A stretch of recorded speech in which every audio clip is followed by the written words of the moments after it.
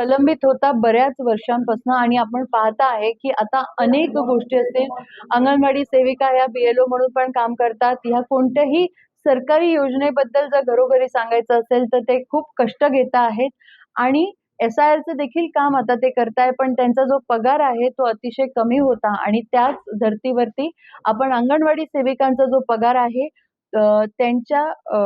जी सेवेची हे आहे, कोणी मुख्य सेविका आहे, कोणी सेविका आहे, कोणी प्रभारी सेविका आहे आणि अशा कोणी मदतनीस आहे.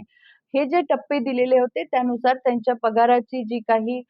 मागणी होती, ती आपण बदललेली आहे आणि खूप वर्षानंतर खरं तर अंगणवाडी सेविकांचा पगार हा आपण वाढवून जिथे त्यांचा 9,000 पर्यंत होता 8,800 काहीतरी, तो आपण 12,000 वरती नेलेला आहे.